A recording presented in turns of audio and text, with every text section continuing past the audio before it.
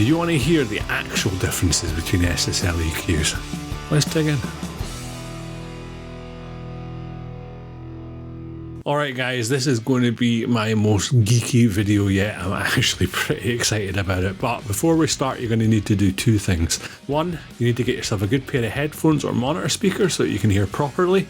And two, I need you to like, subscribe and comment below. And you can also buy me a coffee. So the channel is growing and my last video did exponentially better than the previous one, and I'm really excited about that, so thank you so much. So what we're going to do today is compare the SSL E series, G series and J series EQs and have a listen to the differences between them. But before we do that, let's take a step back and have a wee history lesson. So some of you might not know what SSL consoles are all about. It's a company called Solid State Logic, which is based in England, and it used to be owned by Peter Gabriel of Genesis. So SSL consoles have been the sound of commercial music for decades, and they've been used by a lot of really high profile producers and mixers, including people that I love, guys like Chris Lord-Alge, his brother Tom Lord-Alge, Andy Wallace, Brendan O'Brien. I mean, the list goes on and on and on. If you've listened to commercial rock or pop music from the 80s, 90s and noughties, you've undoubtedly heard the sound of an SSL console. So SSL made their name with 3 consoles, and those 3 consoles are the backbone of their business. The E series console, the G series console and the J series console. So let's talk a little bit about what makes them special. So the E series console came first. It was called the 4000E. It was released I think around 1979. It's considered to be the finest sounding SSL console ever made, and the EQ is considered to be tight, smooth and quite sort of like forward sounding. The E series is also considered to be the most musical sounding EQ that SSL have ever made. Another thing that made the E series console quite popular is that you could push it a little bit too hard and get a really subtle but pleasing saturation out of it, and that was super popular with lots and lots of mixers. In fact, there's a lot of mixers out there that say if you don't have the E series in the red, you're not using it properly. Now that became an absolute staple of rock and pop mixes for decades, still is. It's a really sought after console, and there's loads of them still out there right now. After that, they released the G series console, so the 4000G, and this was considered to be an improvement on the E series. The G series EQ is a little bit more precise and a bit tighter sounding than the E series EQ, but overall that console had a bit more grit, and when you pushed it hard you got a really pleasing crunchiness which lent itself well to a lot of great, again, rock mixes. After that we got the 9000J series, and SSL considered that to be a massive jump in quality. It has an extended low end and a much more open and clean top end.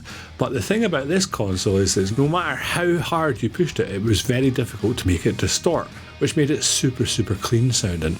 And that console became the sort of staple for things like pop, R&B and hip hop, where people like Dr. Dre using them. So those 3 EQ circuits, the E, the G and the J, have basically been the backbone of the company for years, and they've just released a bunch of channel strips with those EQ and saturation features built in. So what I'm going to do is I'm going to compare in the real world how they sound. Now, I don't have 3 SSL consoles in my tiny little mix room, but what I do have is the highly regarded Brainworks emulations of it.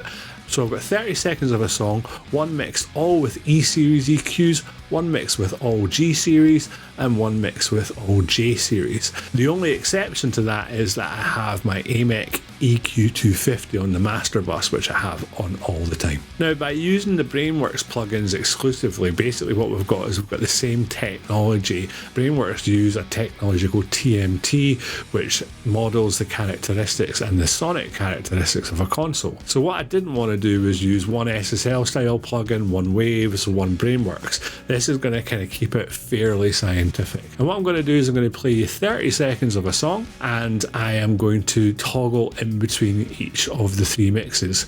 Again, one mix all E series, one mix all G series, and one mix all J series. Now, the one thing that I didn't do for this is basically just match the same frequencies, because a mixer mixes with their ears, not their eyes. So if I used 1K on a kick drum on one mix, I didn't do that in every mix. I basically just used my ears and tried to make it sound the best it possibly can. So I want you to have a wee listen. I'll tell you on the screen what you're listening to. Here we go.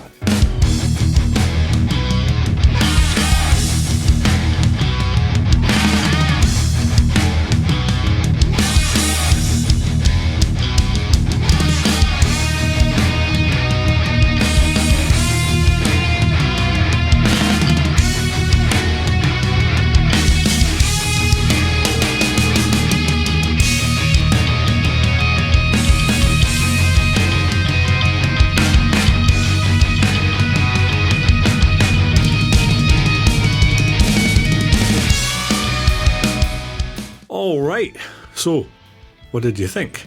There are some pretty distinct differences. I think the E and the G series, they're a little bit more subtle, the differences, but the J series sounds wildly different. Now, I know some of you might be thinking, well, what does a plugin tell you about how these EQs sound? Well, I'm really lucky. I actually learned how to do this on an SSL. So I've been using SSL consoles for years, and I'm still using them. I use a Duality an awful lot, and I consider myself really blessed to be able to use that console. And I really do think that these EQs represent a close approximation to an SSL console. But do you know what? I'm going to take this up a level in geekery. I'm going to do a little experiment. And I know the science might not be perfect on this, and I know that some of you are going to be screaming in the comments. And by the way, please do, because it's quite good for the old algorithm. But I'm going to use something called a null test to hear the differences between the three consoles. So when you've got an identical mix, if you duplicate that mix and make one of the mixes out of phase, because they're exactly the same, you get what's called a null,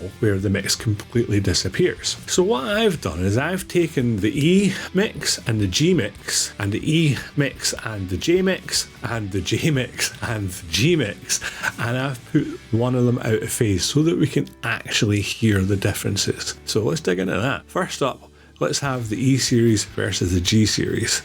One's out of phase, so we can hear the difference between the two.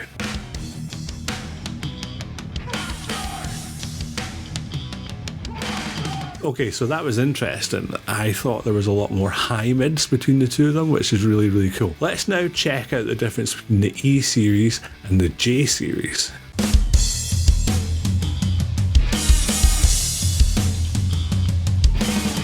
Okay, so that was pretty wild. I think that was all about the low frequencies and the low mids. The J series is well known for having a lot more low end in it, which is why it's really popular with hip hop and R&B, and this kind of proves it. Right, let's check out the G series versus the J series.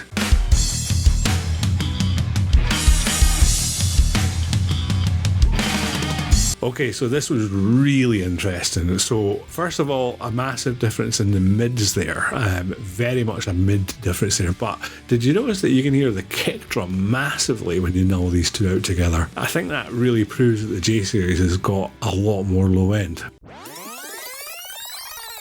So what's your favourite? Tell me in the comments below. Now here's the thing, it doesn't matter which one you prefer. I think it's good that you have a preference, okay? Every mixer should have their sound.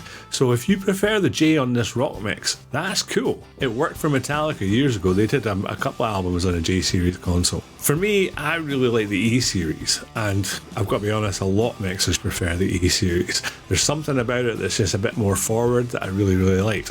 I was actually quite surprised how much I liked the G series. I thought that sounded really, really cool. There was a lot of really nice mid information there, and it just had a character. The J series was the one that kind of caught me off guard.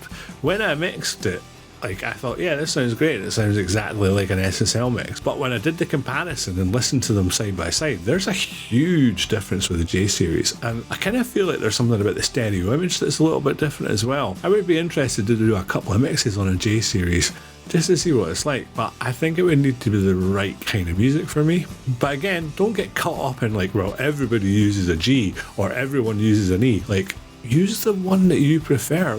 be your own mixer. It's all right. So I hope you enjoyed that. I know this was really, really geeky, but I found it really, really useful. And I'm definitely going to have a wee think about like what EQs I'm going to use next. Again, I think it definitely has to be quite sort of program dependent, i.e. like the right kind of music for the right kind of console. And at the end of the day, we're super lucky that we've got really, really good emulations of these consoles, because nobody can afford 3 SSL consoles just to kind of try out different EQs for every mix that they do. I will see you next time. Remember, like, subscribe, comment, buy me a coffee. Nobody's bought me a coffee yet, by the way. And I'll see you next time. Cheers.